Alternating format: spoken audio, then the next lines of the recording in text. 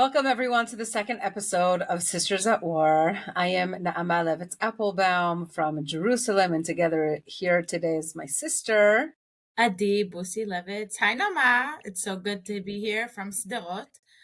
You might get background noises. We have a lot of boomings in the last 24 hours. And Oh, I my wonder daughter why. Shabazz, 5 months old, here on the mat together with us. So you might get a sneak peek if she starts making noise. And so we are recording today on a Friday, the Friday before Shabbat Hagadol, which is the last Shabbat before Pesach. It's basically the Shabbat where nobody eats anything I don't have because like they've a million things to do right now between the cleaning and the cooking and debating when am I going to kosher my kitchen. Well, my oven is self-cleaning as we speak, so I'm kind of using my time well. I think every day this week I debated, but I'm having chametz food on Shabbat, so I can't technically use chametz dishes and have my my kitchen koshered. Kosher. I know. Ari and I were talking about this last night. I think this might possibly be the craziest holiday that Jews have. The amount of work and prep that has to go into it. And I know I keep anxiety. the mantra. I think my mantra is that how you say it? Mantra is constantly. I'm like, okay, avak ze lo chametz. The dust That's is my not husband. chametz. For me, it's like Dust is keep not it chametz. simple. Keep it simple. I don't see bread. There's no breadcrumbs. It's not chametz. So it's sort of like anxiety. But then I say to myself, my kids don't eat in their rooms. Why am I freaking out about their rooms? Oh my God. I think we can fill a whole episode, if not multiple episodes, about the crazy around Pesach. But actually, we wanted to talk a little bit about last Shabbat because last Shabbat, only 80 of our closest family relatives got together in a city in Israel, Ranana. We got together in a boys' Correct.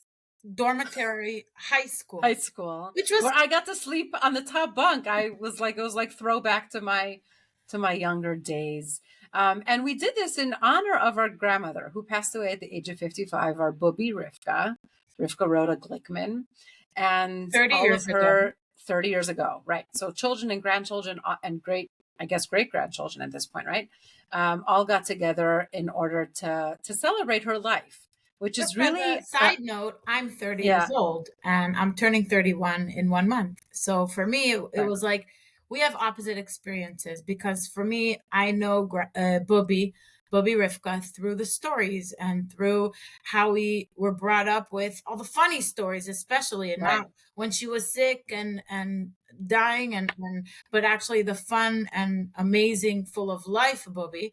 And you got the right. So we will mention this again, am the oldest granddaughter and was reminded of that my entire life, right? So our Saba Binyamin would always say, Amuchik always made me a Saba. And he, it was always his source of pride. And Bobby and I were very close. I would call her up in the middle of the night complaining about my parents because they were doing something mean because I was a teenager.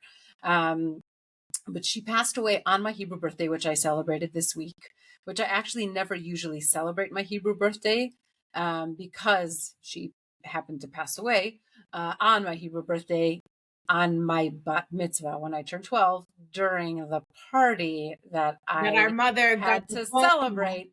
She always says how she made her speech at your bat mitzvah, knowing already that Bobby passed. That she had passed away. Didn't want to ruin the celebration, so she had to. Correct. So nobody told me, and my mother only found out really in the middle of the party, and she had to leave in the middle of the party and fly out that night in order to make it for the funeral in Israel. We were living in Los Angeles at the time. Our parents were shlichim, emissaries there. And I remember being told after the party that she had passed away, and then going into this craze of like my father having to pack up you were the youngest, right? So 6 of us, baby, that 6 kids to pack them up and get them on a plane alone. I can't imagine. Alone. I flew with. I'll never forget. Husband and felt like it was a lot. I'll never forget the dirty looks that we got as we walked into our seats in first class, which I think we were bumped up. It was TWA at the time, whoever remembers that airline. And we were bumped up to first class, and they were not very happy watching a single father walk onto the plane with six children under the age of 12. But we mentioned this because I can imagine you gave me a bottle or something like that as the bigger sister. probably, even though I have to say, our parents were very, very careful to make sure that I did not become a second mother to you all. That was something that they really worked very, very hard on. Growing up in a family where we're one of seven, But I you would say that it's sometimes take probably that normal little to help year. out. I do have a brother who is a year under me. Yeah, Amichai, we love him dearly. And I remember going to family therapy, I think, at some point, and me complaining to our parents about how I was always the one asked to help and blah, blah, blah. And so we came up with this system called the designated hitter. So it was the designated hitter of the day. So it was either like my day to help out or Amichai's day to help out. I was like, this is like one of my Well, I'm in a childhood different generation. memories. For us, it was to fight about which meal in the Shabbat meal we're going to do the dishes. So Ah, I'm in a different era. that was always the debate. Yes, I remember those arguments as well. So back But to so our we got stories. I yeah, think back to our story. We got together, right? The 80 of us, and told stories, right? All the funny stories of like Bobby riding the roller coasters and screaming her head off, or inviting a million people to her house for every Shabbat or festival Chag meal.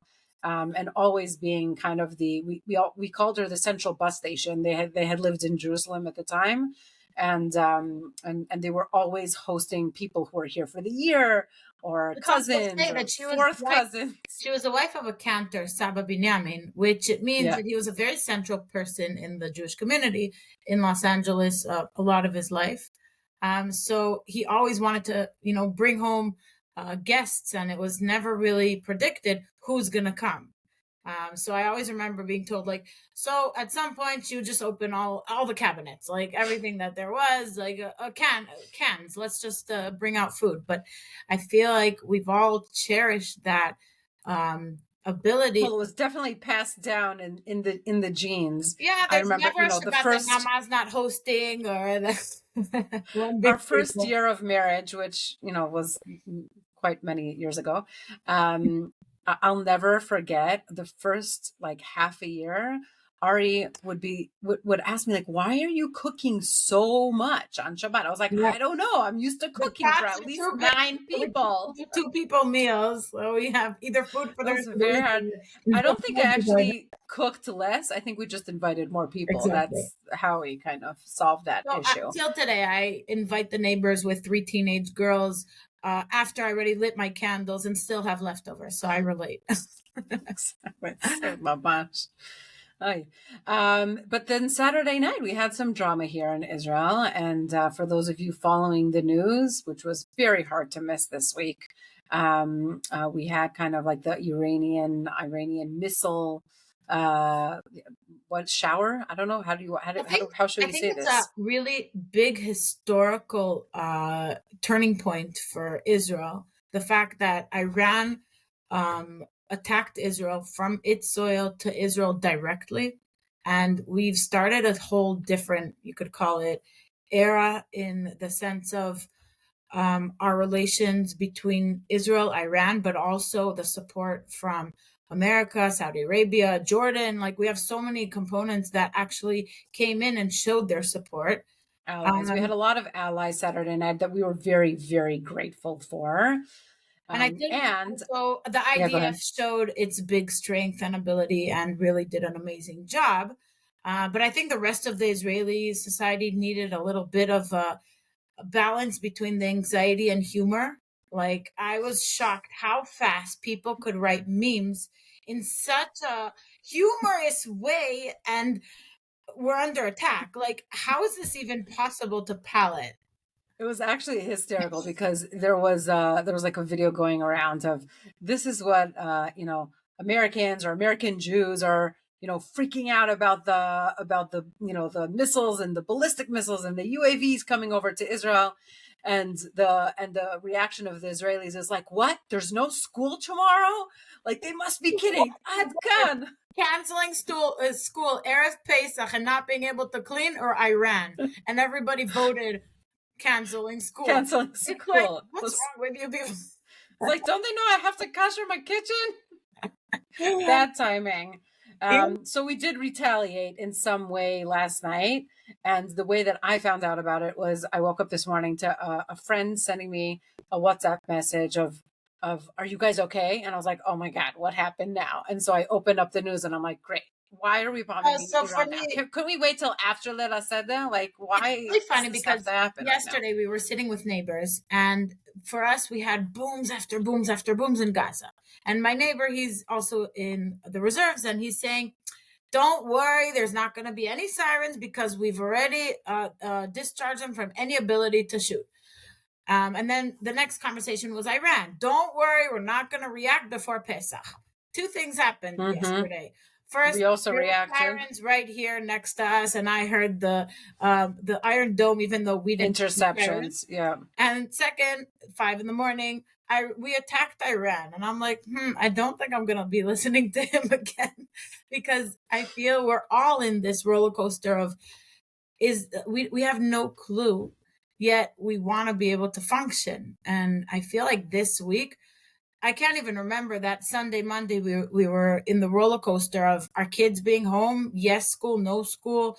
Monday, what's going to happen? Sunday night at 12 o'clock at night. Okay, there is school. Who's going to be actually the one functioning for school? Like our kindergarten teaching. Who's going to, right? 30 because they had to prepare and be able to open normally.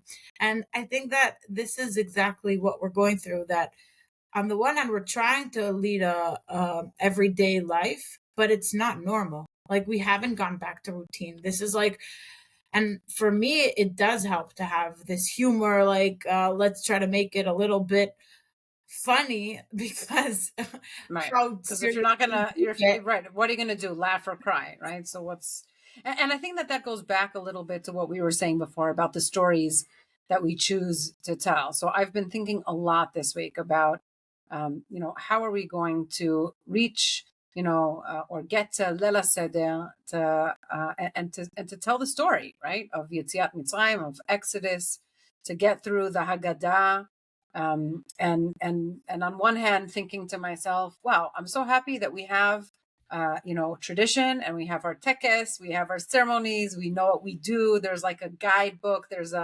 We know exactly what to do at every point in the evening. And on the other hand, we also know that there's a lot of room for, you mentioned before in our conversation before our recording, of like being creative, right?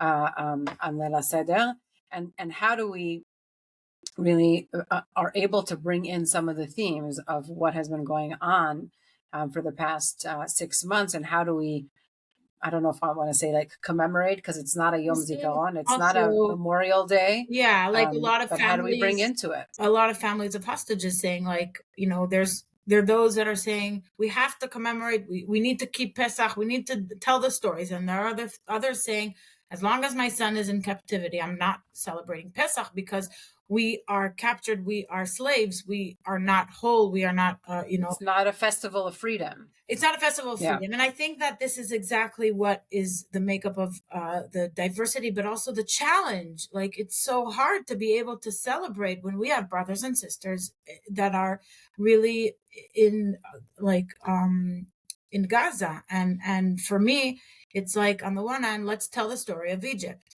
But we were speaking before about what is each and every one of our Egypts this year? What is our hardship? What is our flavor? So I learned a beautiful tradition that is not an Ashkenazi traditions, and as some of you know, Adi is married to a Yemenite / Moroccan, and there are other traditions. I'm guiding and leading the Seder, so no pressure there. There you go. Well, because you're a Levitz woman. What do you mean? Oh, I love that. That's amazing. I'm going to have to hear the stories about that afterwards. But I too am leading the Seder in my house with my in-laws. Not the first time. I would say they're a little bit closer to our culture and traditions as far as the way that we grew up. But there was this beautiful again Masoret tradition that someone shared with me that during the Seder, during the Haggadah, they go around to each person and they ask them, "Where did you come from? Me'efo yatzatem mimitzrayim? We came out of Egypt. Ve'le'an atem holchim? And where are you going to? Le'Israel, le'Eretz Yisrael, right, to Israel." And then some people kind of put a modern twist on it of, right, me'efo yatzatem? What was your Mitzrayim this year, right? So some people will say October 7th, right? And where are you going to? I don't know if there's an answer for that, but maybe we're going to Hey Be'iyar. Maybe we're heading towards Yom Ha'atzmaut. If we want to hope and believe that maybe by then something will be better, I heard a which nice happens right quote. after Pesach. I heard a nice quote that really I related to, that the biggest Pesach for us is Yom Ha'atzmaut. In other words, our freedom, our coming out of Egypt after 2,000 years is Yom Ha'atzmaut. And it very much felt, meaningful to me this year, because I think that we've all suffered a very big hit, and each person in his way and their story, because I think that we all have stories. We were speaking about in the last episode about where were you on October 7th. I think that this year we all have a lot of stories to tell, and the last 6 months, and how has it been. And, even for me, I feel like sometimes I want to ask people that were in the reserves, like, how is it to even be in combat and battle, and how are you feeling? But like, it's like hard to ask. You don't know if you're hurting a sensitive point or not. And I think that the Yom Ha'atzmaut is the understanding, and even more significant, of what if we wouldn't have a country? This could have ended up as a second Holocaust. This could have gone on and been much more severe. Yet we do have a Jewish and Israeli government army. Like, I think that gives us hope of understanding that maybe we don't know what's going to be in the near future, but I do have a lot of hope for the, long term. So I really appreciate that that outlook, and because for me, it was almost, I don't know if like the opposite reaction, but it was like, I don't understand. We have an army, we have a country. Why is this happening, right? And how could we have let this happen? And what were, kind of going over in my mind of like, what were the different steps, or what were the signs that we didn't see that this, that we enabled for this to happen? And so, I think that there's two sides to this, right? Like, on the one hand, yes, we have we're in a different position. We're not in the same a place that we were for 2,000 years out in exile. And on the other hand, what is our responsibility for all of our citizens, right? Which goes back, I think, to the question about the hostages, and where are they on the priority of, in the list of priorities of our government. And what is so, the solution? Because it's so hard. Like, on the one hand, deals aren't continuing, and we don't really know what's going on with the combat in Gaza, because we don't get all the information. I'm sure that there are things that are happening that we just don't know about. I hope that there are. We wanna hope that something's and going let's on, talk because about otherwise, belief. I think Emunah, Ima was saying on Shabbat how that was a very strong component in Bubi's life, the strong emunah. And I was also talking, on Shabbat, about how she was a freedom fighter for the Jews in Ukraine, for the Soviet for Union, Natan Sharansky, for the Soviet Union, and how she would really make rallies, protest, and she was very active. Yeah. And it's like, it feels so, first of all, I feel like if she was alive today, it would be like she would be so involved, and so, also fighting for the hostages or whatever it was. But I feel that the strong belief, the strong emunah, is also the main component of Pesach. Right. Because and I want to say, just on a side note, like, this week I was, in so many different groups, people were talking about בזכות נשים צדקניות נגאלו ישראל מצרים. Thanks to the righteous women, the Jewish people were redeemed from Egypt. Mm-hmm. And I think that sometimes I find it as like a little bit chauvinist, like, oh, thank you, because of the women we were redeemed. But sometimes I feel like it's actually a very strong point that in the stories that are told about Egypt, about Miriam that tells her father to go back to her mother and to be able to have reproduction of more kids and not to, so not to have boys but not to have girls also. Like, I feel like there's so many stories of strong faith women in Egypt that in the process of being able to come out of slavery, if you don't keep hope, if you don't have the strong emunah, it doesn't give you the ability to actually come out of the hostage, the slavery. Right. Well, I was And saying to this morning to Ari after I heard about Iran retaliating, I was like, if only women were in charge. It's like, why? Why? These men that have this need to kind of like show their muscles and to, we're going to show you. And that's what it felt like to me on many levels. And you mentioned, women. And Rachel Goldberg, Hirsch Goldberg, Poland's mother, was chosen to be one of the Time People of the Year. And this happened right on the same day that our community gathered for yet another evening of prayer and song in solidarity.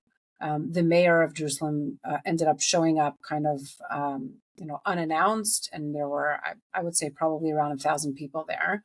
wow, And we spoke about during that evening about the concept of Leil Shimurim, right? So already in our in the story of Exodus, we have this concept of Leil Shimurim, that the evening of Passover of Pesach is a safe, right? Is a safe evening, and that God is watching over us. And I remember as a child, Abba, our father always saying, "We don't lock the doors on Leil Seder." Because we have now we have faith, right? we have We a spoke about, guardian. and you speak about that, like that real emunah, And that I real feel faith of Leil Shimurim Hu what Lataman. happened Saturday night, Right. like with Iran. Like, I think it feels like, in a superhero movie where you have the bubble over Israel, right? Like, it's incredible. It's a huge miracle, and I'm Right. like goosebumps just saying it. Like, we don't want to even think what would happen if we didn't have this, you know. And we didn't have And you could say and it's science, allies, you could and say the miracle, you could importance. say Right, and the importance again of making sure that we have allies in the world and other nations supporting us, because we definitely would not be able to do this alone. There in already. I want to just go return for a second to the story of Yetziat Mitzrayim, of Bnei Israel leaving Egypt, and as the Torah is describing kind of, and they took their pekelech, their bags, and they're running out, and they couldn't, and their dough didn't rise, so they didn't have bread, and that's why we are, punished with having matzot for the next week or so. There's this pause kind of in the text that then goes to explain, or to kind of depict, right, very clear instructions of how we are supposed to be celebrating this moment in the future, and what are we supposed to be doing, right? Where it says very clearly, "V'higadeta lebincha bayom hahu lemor ba'avur ze asa Adonai li b'tzeti mimitzrayim." Right? You're supposed to tell your child about this moment in history, story. that God did this for me when I left Egypt, right? Now, there's so many interpretations, right, to what that means of the "V'higadeta lebincha," right, or lebitcha, or to your daughter, not only to your sons. L'achotcha, l'ishtcha. We could say it to all the L'achotcha relatives. le'ishtecha, right? But this, I would say, like this power of, what story are we going to be telling about this moment of leaving And Egypt? I think it's like not only what story, but in what perspective and which eye are we looking at it? Do we define something that is a miracle as a miracle, or are we going to go into science? Are we going to go into facts? Are we going to go into midrash, which is like, more the explanations Commentary, or yeah.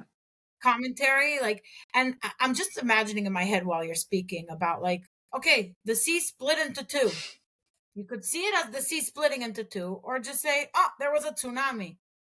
And I think that this is a lot of times, like when you're in the actual situation, it's very hard to acknowledge we had a miracle.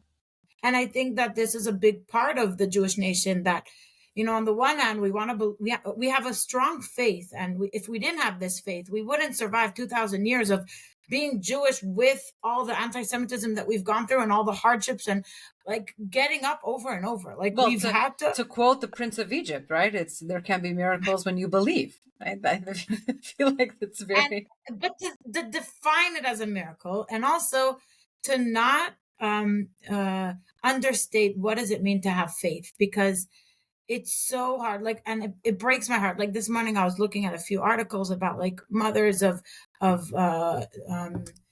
hostages that they can't get out of bed, that their and we're not, their belief is already breaking within. And I can't imagine what it is to be 6 months in, 6 months, and to not, first of all, have any clue what's with your son, your daughter, whatever it is, like, and not to have any light at the end of the tunnel. Right. And I think that if we think about the slavery in Egypt, 400 years of how, like, your kid, the boys are being thrown to the Nile, and we're having slavery, and we don't see the light at the end. We don't even remember what it is to To be not be free. slaves, Right.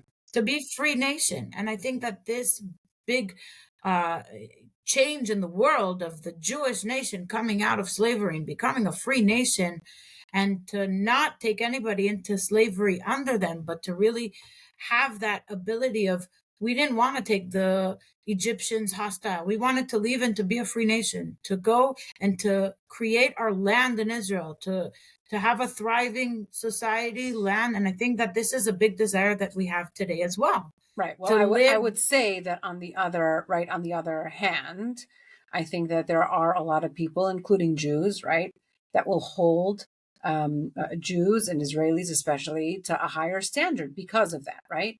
Because we were enslaved in Egypt as slaves, because we know what the suffering looks like, right?